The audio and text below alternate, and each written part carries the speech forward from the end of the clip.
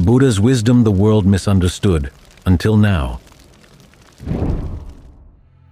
When we hear the word wisdom, we usually think of wise sayings, the sort of thing you find in books where you have one per page. You read them, they put your mind at peace. They remind you of things that are important that you tend to forget, or things that you're holding on to that you don't need to. You read them, and you get a sense of peace because they seem to be coming from a peaceful mind.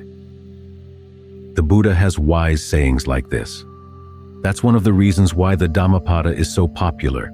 Short sayings that you can hold in mind and that make you feel peaceful. Because the way you talk to yourself is often very unwise. It's good to have new voices inside. But the Buddha saw that for wisdom to stick, it had to be more than just wise sayings. There had to be a training. He saw that there was an ultimate peace in the mind that couldn't be found simply by repeating wise things to yourself or thinking skillful thoughts. You had to take the mind apart to see what the real problem was. He identifies the problem for you in the Four Noble Truths. The problem is suffering. The suffering we inflict on ourselves, but don't have to. The suffering he identified as clinging to the five aggregates. And he defined clinging as desire and passion. The cause of suffering is craving. Craving too is desire and passion. The difference being that the word for craving, tanha, is also the word for thirst. You're looking for something to feed on. With the word for clinging, upadana, also desire and passion, you're feeding on something. You found what you want, or found something that's similar to what you want, and you're holding on to it. The fact that you're still feeding means you're not full. You're trying to take things in. There's still desire, there's still passion, there's still a lack, and you think you're filling the lack. But the Buddha's pointing out that that's a really precarious position, being dependent on something like that. The fact that it's precarious and not satisfied, that's where the suffering is. He said it is possible also to put an end to that suffering, which of course means putting an end to the desire and passion. That sounds kind of scary, but he promises that it's the ultimate happiness. We think we're gaining something from feeding ourselves, but we're actually getting in the way of our happiness. So as he analyzes it, he says the cause for the suffering that we feel in the world doesn't come from things outside. It comes from within the mind. The mind is talking to itself in an unwise way. To begin with, you have the messages that you send from one moment to the next, telling you what to watch out for, what's important, basically telling you where to pay attention and how to pay attention. You're sending messages that you then pick up. Sometimes there are other messages that come in that don't seem to be coming from the present moment. They're coming from someplace else. The Buddha identifies these as voices coming from the past, your past karma. Ajahn Lee talks about them as being, sometimes, other consciousnesses in your body. Why are there other consciousnesses in your body? Well, there are little beings in your body. Some you can see, some you can't see. But they too would be a manifestation of past karma. Or you can think of them as the committee of the mind. You have lots of old habits, old ways in which you've looked for happiness in the past, and they come bubbling up to join the committee and make their suggestions. As in a Thai phrase, swam roy, they step into your inner conversation, and they seem to be you talking to you, they seem to be you, but they come from someplace else, maybe an old you. But still we have to learn how to not listen to these voices, not take them on. This is one of the reasons why, when the Buddha explains suffering and the causes of suffering and dependent co-arising, so many things come prior to sensory contact. Before you even see or hear or think anything, the mind is already primed, sometimes by your opinions, sometimes by your perceptions, the labels you put on things. You're already looking for something, and what you're looking for is usually based on ignorance. Ignorance of what? Ignorance of the real problem, which is that you're causing suffering through your desires and passions. What sets the Buddha apart from other wise teachers is that he offers a real training. You borrow his wisdom to train your actions and to learn how to create your own wisdom. That training, of course, is the Noble Eightfold Path, which can also be expressed in the triple training of heightened virtue, heightened mind or concentration, and heightened discernment. These are the practices that help you become more sensitive to what's going on in your mind, to help get rid of that ignorance so that you can see exactly where you're causing yourself suffering and where you don't have to. He recommends the practice of virtue, beginning with the 5 precepts, giving you something new to tell yourself. Watch out for these actions. Don't do these actions. Don't kill. Don't steal. Don't engage in illicit sex. Don't lie. Don't take intoxicants. You can break these precepts only intentionally, which means that you have to become very sensitive to your intentions. In other words, if you step on an ant but didn't intend to, or you intentionally stepped on it, but you perceived it as something else, not a living being, you don't break the precept. That calls attention to your intentions. At the same time, he reminds you, you've got to try to be as harmless as possible. You get more and more sensitive to the ways in which you do cause harm, some of which are expressed in the precepts and others which are not, but they become part of your virtue. After all, virtue is expressed not only in precepts, but also in principles like contentment, modesty, restraint, ways in which you can look at your impact on the world and the impact of your actions on your mind to see where you're causing harm and making up your mind you don't want to cause that harm. The precepts also require that you become honest with yourself, which is a really important principle in the practice because, especially as you get into concentration, you see that even in a quiet state, the mind can delude itself. So you want to be really honest about what you're doing and the results you're getting. The practice of concentration actually begins with mindfulness. The Buddha gives you new things to keep in mind, not just the precepts, but now you're going to focus on, say, just the breath in and of itself, or feelings or mind states just in and of themselves. But it's good to start with the breath because everything else revolves around that. You're ardent, alert, and mindful. Ardent in trying to do this well, alert, watching what you're actually doing, and mindful to have a sense of what you've learned from the past about what's skillful and what's not skillful, so if something unskillful comes up, you recognize it as unskillful and also remember how to deal with it. The Buddha talks about the main obstacles to concentration as being the 5 hindrances: sensual desire, ill will, sloth and torpor, restlessness and anxiety, and doubt. The factors of right concentration, the first level of right concentration, are also 5: directed thought, evaluation, singleness of preoccupation, rapture, pleasure. That's the state you're trying to create through right mindfulness. The texts talk about getting rid of the hindrances first, and then developing the factors of the first jhana. But sometimes you work on the factors of jhana first, and then you run into the hindrances. Ajahn Lee gave a Dhamma talk one time, in which he pointed out how each of the 5 factors of jhana counteracts a specific hindrance. It's the only talk I can find in all of his teachings where he tried to make that connection. The nun who was taking notes on the talk could remember only 2 of them. Maybe he sensed that the correspondence was kind of artificial, because you can't say, I'm going to counteract sensual desire with just one factor of jhana. You need to have all 5 of them working together. But each of them does have a specialty, and you can see that it does actually deal with a particular hindrance. For example, you start out with directed thought. That's to counteract sensual desire. Instead of thinking about pleasures of the senses, you give yourself something better to think about. First, you remind yourself of the drawbacks of those pleasures, and drawbacks of the quality the Buddha calls sensuality in the mind. Those are 2 different things. Sensuality is your fascination with planning for sensual pleasures, or once you've had a good one, say you've had a good meal, then talking to yourself about what a great meal it was, priming yourself for more. That's what you're actually trying to counteract, those kinds of thoughts. So the Buddha says, give yourself something better to think about. Think about the breath and what it can do in the body. Then you bring in evaluation. That's to counteract doubt. The doubts you might have about, is this really going to work? Am I capable of doing this? Can I really get good results? If you sit there doubting, nothing's going to happen. But you tell yourself, well, let's give it a try. Let's really evaluate what's going on in the mind. What is skillful in the mind? What is not? What's skillful in the breath and what's not? What happens when you actually develop skillful qualities? You begin to see cause and effect in action. You breathe in a certain way, and there are certain results.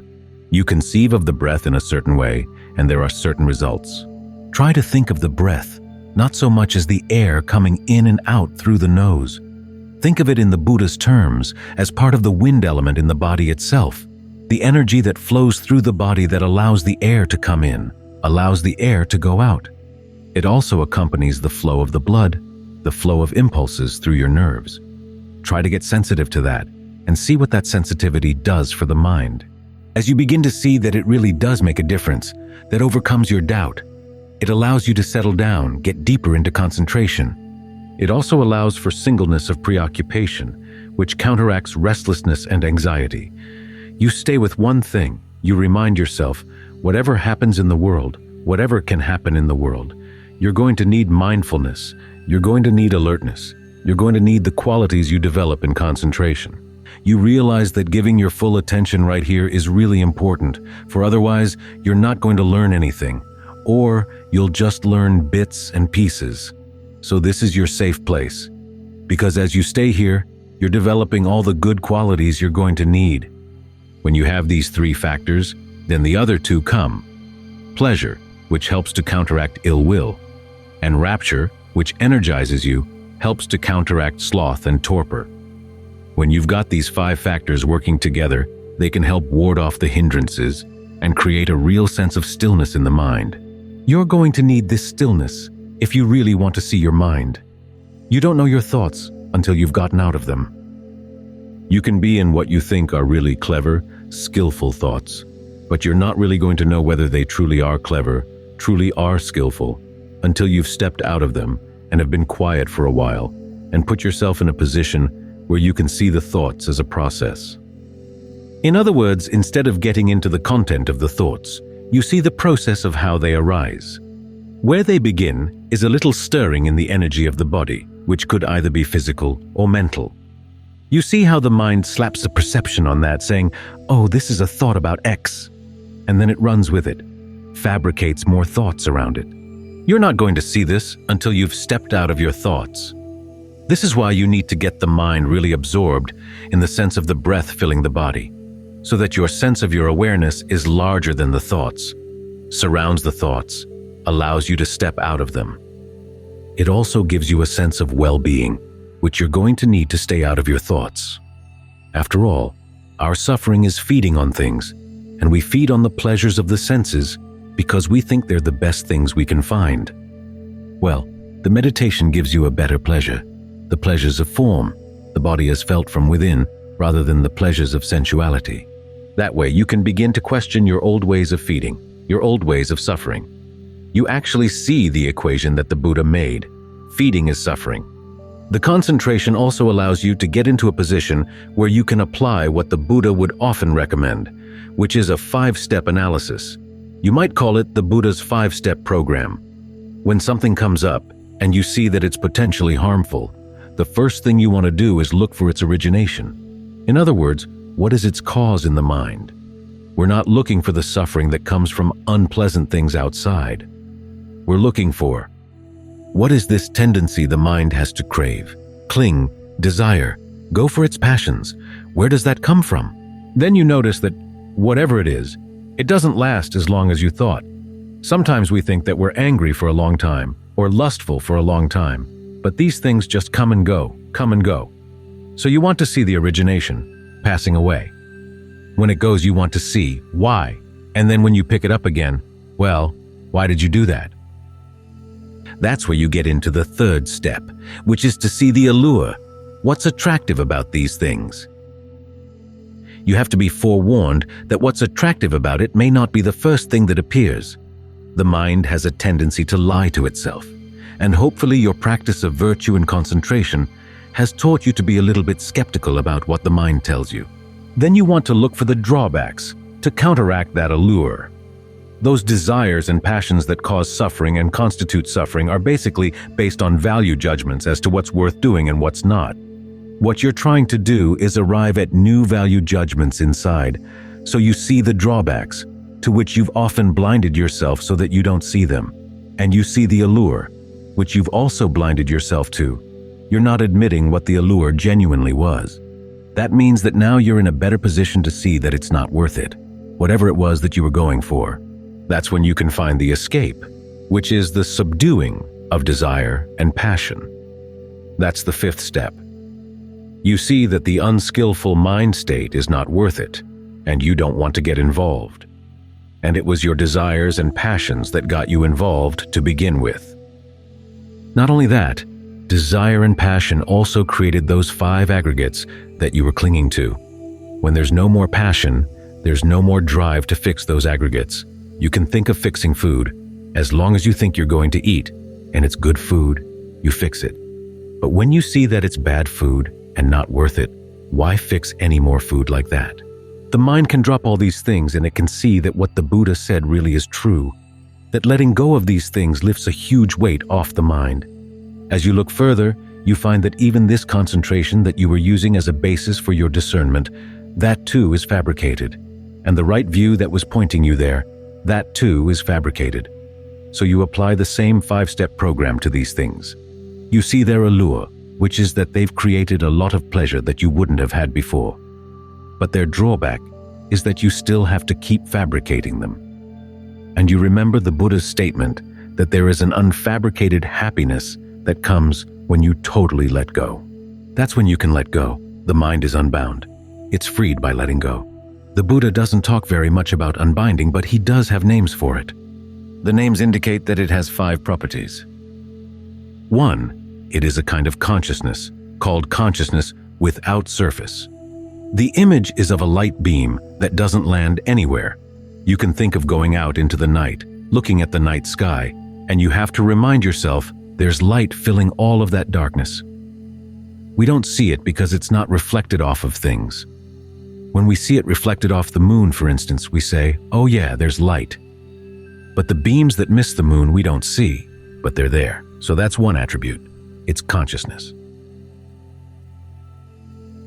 2, it's intense bliss. The Buddha calls it safety, refuge, harbor.